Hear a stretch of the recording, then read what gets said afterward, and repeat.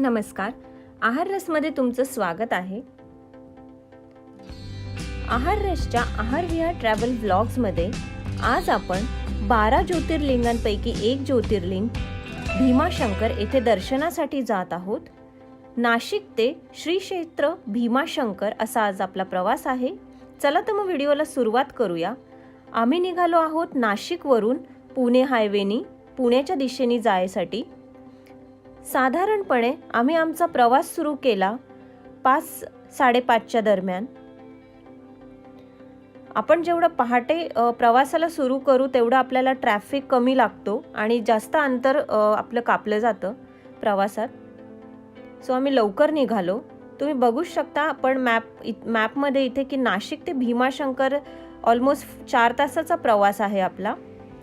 तुम्हाला आमचा चॅनल कसा वाटतो आम्हाला नक्की कळवा. सबस्क्राईब करा आहार रस चॅनलला, लाईक करा आणि शेअरसुद्धा करा आमचे व्हिडिओज. सुरेख असा हा सकाळचा व्ह्यू मी तुम्हाला दाखवण्याचा प्रयत्न केला आधीच्या फोटोमध्ये आणि इथे सुद्धा बघा सनराईज तुम्हाला बघायला मिळतो आहे सुरेख असा. ट्रॅव्हलसाठी काय काय गरजेच्या वस्तू आहेत त्याची मी इथे लिस्ट दिलेली आहे. फर्स्ट एड, प्यायचं पाणी तुम्हाला सोबत न्यायचं आहे, पेट्रोल टँक फुल करायची आहे, इलेक्ट्रॉनिकमध्ये काय काय एसेन्शियल वस्तू, तसेच खाण्यापिण्याचे पदार्थ तुम्हाला सोबत घ्यायचे आहेत. नक्की ती लिस्ट चेकआउट करा तुम्ही. नाशिक रोडवरून आम्ही जसं निघालो ते भीमाशंकर आम्हाला ऑलमोस्ट साधारण 200 किलोमीटर आणि 4 तासाचा ऑलमोस्ट प्रवास आमचा आहे हा सुरू झालेला. तर एवढं अंतर आपल्याला जायचं आहे. हायवे तुम्ही बघू शकता डोंगरांमधनं असा हा बनवलेला सुरेख हायवे आहे छान. बरंच अंतर आपल्याला हायवेनी जायचं आहे आणि तिथून पुढे मग आपल्याला हायवे नसणार आणि छोटे रस्ते सुरू होणार आहेत. मी इथे जास्तीत जास्त डिटेल देण्याचा प्रयत्न करत आहे जेणेकरून नाशिकवरून येणाऱ्या भाविकांना सोपं होईल हा भीमाशंकर दर्शनाचा मार्ग. नारायणगावपर्यंत पोहोचून आपण पुढे निघालो आहोत आता. तुम्ही कॅबनी जात असाल किंवा स्वतःच्या गाडीनी तर बघा असं बाय रोड हा तुम्हाला रस्ता आहे. नारायणगावपासून पुढे गेल्यावरती आपल्याला राईट टर्न घ्यायचा आहे. बघा हे जे मंदिर दिसतं आहे याच्या पुढे जाऊन आपल्याला राईट टर्न घ्यायचा आहे.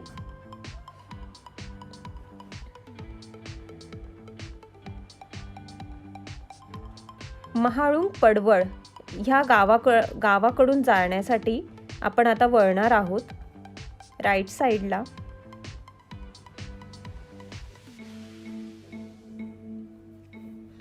आता हायवे संपून आपण ह्या छोट्या रस्त्यांना चालत आहोत.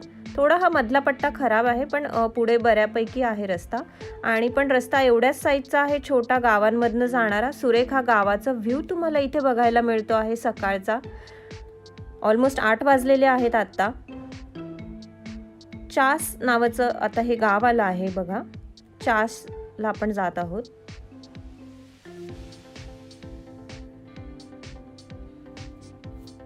चास गावापर्यंत आपण इथे पोहोचलो आहोत. बघा सुरेख असा निसर्गरम्य गावाचं आपल्याला इथे दिसतं आहे. छान नैसर्गिक दृश्य. धुक्याची चादर अशी तयार झालेली आहे नॅचरली. आता आपण घोडेगाव पेठ भीमाशंकर असे जात आहोत. पुण्यावरून पण तुम्ही इथे येऊ शकता भीमाशंकरला, त्याच्यासाठी दुसरा मार्ग आहे. पण आपण नाशिककरांसाठी आपल्याला ह्या रस्त्याने जावं लागतं. पेठ भीमाशंकर एका साईडला तुम्हाला स्कूल, सरकारी इमारती दिसत आहेत.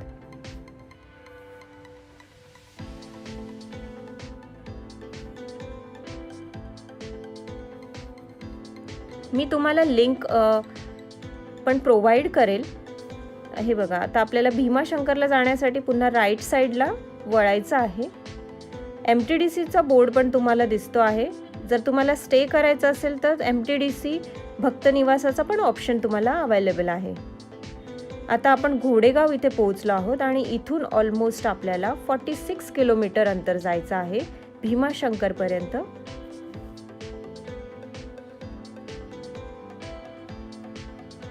नाशिकमध्ये त्र्यंबकेश्वर हे एक ज्योतिर्लिंग आहे. तसंच आता आपण हे अजून एक ज्योतिर्लिंगाच्या दर्शनाला जात आहोत.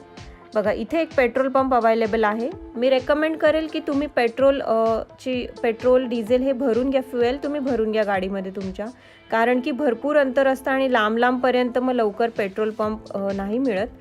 मग फार पुढे गेल्यावरती मला अजून एक पेट्रोल पंप दिसला, तर मी रेकमेंड करेल की तुम्ही फ्युएल प्रॉपर भरून घ्या तुमच्या गाडीमध्ये. असे हे छोटे रस्ते आहेत बघा, मीडियम साईजचे.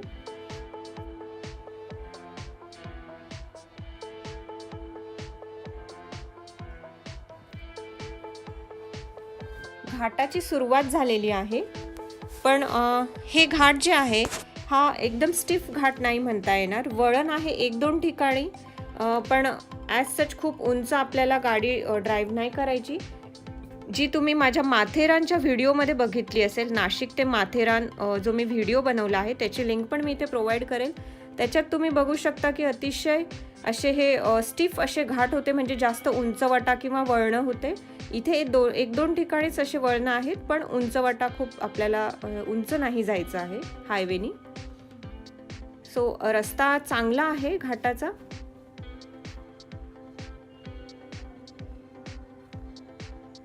स्वतः ड्राईव्ह करणार असाल तर चांगला रस्ता आहे, तुम्ही चांगली गाडी ड्राईव्ह करू शकता ह्या रस्त्याने.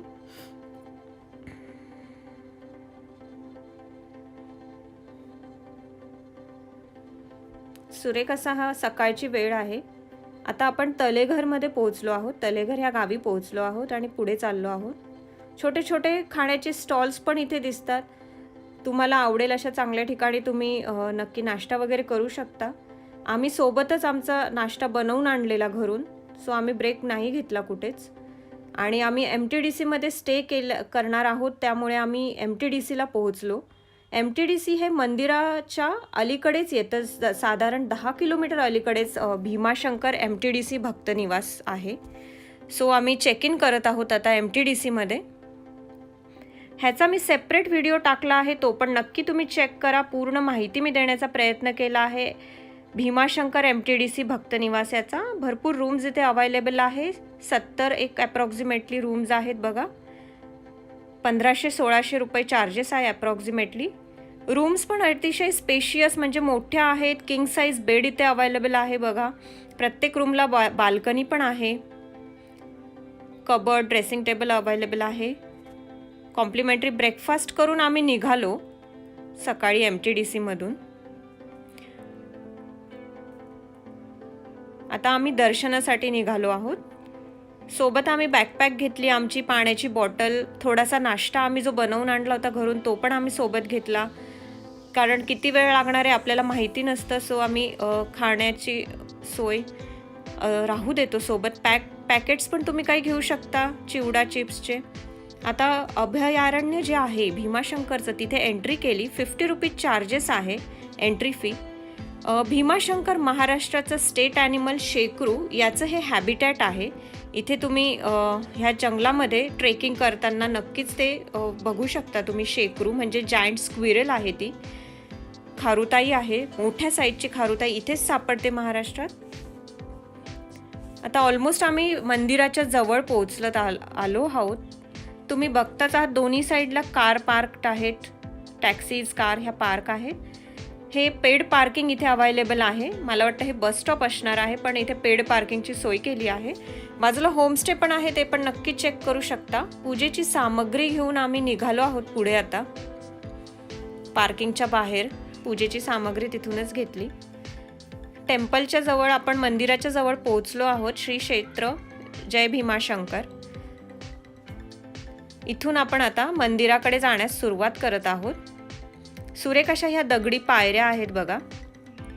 दोन्ही साईडला छोटी छोटी दुकानांची स्टॉल आहेत अवेलेबल. फुलं, मूर्त्या, तसेच रुद्राक्षांच्या माळा, असे बरेच वेगवेगळ्या प्रकारचे छोटे स्टॉल्स इथे आहेत. महाराष्ट्र तसेच महाराष्ट्राच्या बाहेरून इथे बरेच भाविक दर्शनासाठी येतात. तर गाडीच्या पासिंग्स बघून तुम्हाला नक्कीच कळेल की जास्तीत जास्त भाविक हे महाराष्ट्राच्या बाहेरून इथे येतात, कारण हे 12 ज्योतिर्लिंगांपैकी एक ज्योतिर्लिंग आहे. हे बघा रुद्राक्षाच्या माळा, वेगवेगळ्या माळा इथे आहेत. तसेच वनौषधीचे पण स्टॉल्स मला दिसले. वेगवेगळ्या वनौषधी इथे विकायला ठेवलेल्या आहेत. दिसतीलच तुम्हाला. मुळं, कंदमुळं, जंगली मुळं इथे दिसतात. शंख, फोटो फ्रेम, मूर्त्या. इथून आम्ही पेढा विकत घेतला 100 रुपयाला 250 ग्रॅम. अतिशय सुरेख चव होती आटवलेल्या दुधाचा पेढा. लिंबू पाण्याचे स्टॉल्स आहेत जागोजागी, कारण ऊन वाढत जाणार, आता मार्च आहे सुरू. तर जवळपास 230 पायऱ्या आहेत, पण त्या उंच नसल्याने सपाट आहेत आणि खाली उतरत जाणाऱ्या आहेत, तर जास्त त्रास होत नाही पायऱ्या चढायला उतरायला. छोट्या पायऱ्या आहेत, मीडियम साईज, वयोवृद्धांसाठी सोयीस्कर आहे. पालखीची पण सोय आहे वयोवृद्धांसाठी. खेळण्यांची दुकानं इथे तुम्हाला दिसते आहे. चाट कॉर्नर आहे, कॉर्न चाट म्हणतो आपण मक्याचा.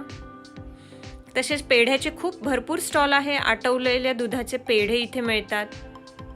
त्याचे भरपूर स्टॉल्स तुम्हाला बघायला मिळतील इथे. खाली खाली आपल्याला चालत जायचं आहे. ज्यांना चालता येत नाही त्यांनी पालखी पण ऑप्ट करू शकतात. इथे टिळा आपण लावतो जो चंदनाचा, तो इथे आम्ही टिळा लावलेला कपाळाला. मंदिरात एंट्री केली आम्ही आणि लाईन फार नव्हती कम्पेअर टू जेव्हा आम्ही वापस निघालो तेव्हा लाईन भरपूर वाढली होती बाहेरपर्यंत. जिथे मी तुम्हाला मग खेळण्यांचे स्टॉल वगैरे पेढ्यांचे स्टॉल लागले तिथपर्यंत लाईन पोहोचली होती. तर आता लवकर आल्या कारणाने आम्ही 8 आता वाजले असतील, 9-10 वाजले असतील, तर बऱ्यापैकी आम्हाला कमी लाईन मिळाली. असं हे सुरेख मंदिर आहे बघा. ऑलमोस्ट 13th सेंचुरीचं बांधकाम आहे हे. 13व्या शतकातलं नगारा आर्किटेक्चरच्या स्टाईलने हे बांधकाम केलेलं आहे. ही लार्ज घंटा आहे, तुम्हाला दिसतेच आहे. चिमाजी आप्पा यांनी ह्या अशा 5 घंटा पोर्तुगीजांपासून जिंकून घेतल्या होत्या लढाईमध्ये. वसईच्या किल्ल्यातून ह्या 5 घंटा आणल्या होत्या आणि ह्या 5 मंदिरांना ह्या त्यांनी दिल्या होत्या. त्यापैकी ही एक घंटा आहे. याच्यावर तुम्हाला मदर मेरी आणि जीजसचं मूर्ती पण दिसणार त्या घंटेवरती. अशा या युनिक 5 ठिकाणी 5 घंटा आहे, त्यापैकी ही एक होती. हे बघा, आपण लाईनमध्ये आहोत आणि आता आपण चाललो आहोत पुढे पुढे.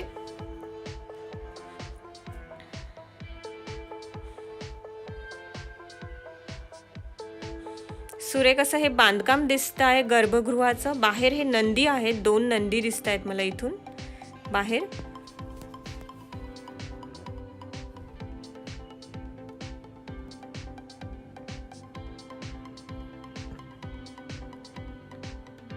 हळूहळू लाईन पुढे जात आहे आणि इथे मोठा कॅमेरा लावला आहे, तर शंकराच्या पिंडीचा दर्शन तुम्ही इथून घेऊ शकता. अभिषेक सुरू आहे बघा आतमध्ये, तर तुम्ही रांगेत उभे असतानाच दर्शन घेऊ शकता. आणि तुम्हाला जर स्वतः अभिषेक काही पूजा विधी करायचे असतील तर बघा इथे तुम्हाला बऱ्यापैकी असे टेबल दिसत आहेत आणि भटजीबुवा पण तिथे दिसत आहेत, पुजारी दिसत आहेत तिथे.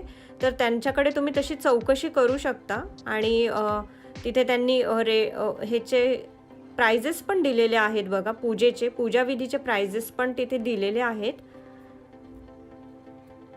साधारण अभिषेक कुठला करायचा, तुम्हाला धार्मिक सेवाविधी कुठली करायची त्यानुसार 151 पासून अभिषेक स्टार्टिंग आहे.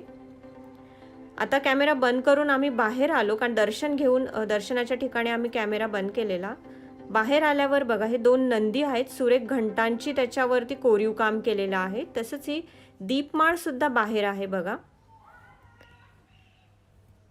हे पूर्ण मंदिर तुम्हाला इथे दिसत आहे. बाहेरून मी दाखवण्याचा प्रयत्न करते आहे. तटबंदी दिसते आहे बघा तुम्हाला. पुरातन बांधकाम आहे हे तटबंदीचं. पूर्ण मंदिराभोवती अशी सुरेख प्रशस्त अशी तटबंदी आहे, म्हणजेच कंपाऊंड वॉल आपण ज्याला म्हणतो. मंदिराच्या बाजूला जे अजून एक आहे मंदिर, तिथे हे कोरीव काम बघा. हे घोड्याची सुरेख कोरीव मूर्ती आहे. मी काही फोटो क्लिक करण्याचा प्रयत्न केलाय. हनुमानाची मूर्ती आहे मंदिराला पाठीमागून. तसेच ह्या वेगवेगळ्या बघा तुम्हाला कोरीव काम केलेल्या मूर्त्या दिसतील. तीर्थ बाहेर येण्यासाठी हे मकराचं मुख तुम्हाला दिसलं. तसेच ह्या मूर्त्या आहेत बघा मंदिराला कोरीव काम केलेल्या सर्व बाजूनी. कलश, पाठीमागच्या बाजूला ATM अवेलेबल आहे. आता आम्ही वापस निघालो मंदिरात दर्शन वगैरे घेऊन. भरपूर स्टॉल इथे दिसतील, तुम्ही वस्तू घेऊ शकता तुमच्या आवडीच्या. किचेन्स वगैरे पण अवेलेबल आहे. इथे आम्ही थोडं विश्रांती घेतली लंच ब्रेकसाठी. गरम गरम पुऱ्या आमच्या समोर त्यांनी तळून दिल्या. इथे पुरी भाजीचा लंच ब्रेक आम्ही इथे केला ह्या रेस्टॉरंटमध्ये छोट्याशा स्टॉलवरती. आणि चहा अतिशय सुरेख होता इथला. चहाचा आस्वाद घेऊन आम्ही पुन्हा वापस निघालो. तुम्हाला पॅक फूड काही घ्यायचं असेल, चिप्स वगैरे, ते पण इथे घेऊ शकता तुम्ही. तसेच पूजा सामग्रीमध्ये शंख, रुद्राक्ष, पितळी मूर्त्या, तसेच फोटो फ्रेम, हे असे बरेच तुम्हाला स्टॉल्स दिसतील. वापस बाहेर पडताना इकडे हे वुडन लाकडी खेळण्यांचं दुकान मला दिसलेलं. छोटंसं दुकान आहे. बाहेर निघायच्या जस्ट आधी येईल एक. हे बघा, लाकडी पेन, लाकडी खेळण्या. इथे आम्ही फ्रीज मॅग्नेट घेतलं आणि एक योयो घेतलं लाकडी गाड्या तुम्हाला दिसत आहेत बघा, शिडी असलेल्या गाड्या. अशा वेगवेगळ्या गाड्या आहेत. हा एक छोटासा लाकडी गेमचा व्हिडिओ मी इथे टाकते आहे. आपण मार्बल त्याच्यात टाकून ते असं पुढे पुढे जात आहे. सुरेख असा हा गेम होता. तसेच हाताने हे दगडावरचे आपण पाटे वरवंटे बघतो ते इथे बनवून मिळत होते, विकायला होते. मंदिराच्या बाहेर पडून आता आपण वापस निघालो आहोत MTDC कडे. जसं की मी सांगितलं, नाशिकवरून आपण भीमाशंकराच्या दर्शनाला आलेलो, त्यामुळे ऑलमोस्ट एक साईडचा प्रवास 4-4.5 तासाचा होऊन जातो, ब्रेक वगैरे सर्व धरून. त्यामुळे आम्ही स्टे ऑप्ट केला, कारण की निवांतपणे आपण स्टे करून दुसऱ्या दिवशी सकाळी वापस जाऊ शकतो. तर तुम्ही तुमच्या सोयीनुसार नक्की हे ट्रिपचा प्लॅनिंग करा व्यवस्थित. आता वापस आम्ही भीमाशंकर MTDC इथे आलो. तसेच इथे MTDC मध्ये हे ट्रेकिंगचा बोर्ड लावलेला होता, ते पण नक्की तुम्ही चेक करा. अजून काही ठिकाणं तुम्हाला बघता येण्यासारखी आहेत का. आणि MTDCचा सेपरेट व्हिडिओ मी बनवलेला आहे MTDC भीमाशंकरचा, त्याची लिंक मी इथे देईन वरती. तुम्हाला आमचा व्हिडिओ कसा वाटला, आमच्या चॅनलला, आहाररस चॅनलला सबस्क्राईब करायला विसरू नका.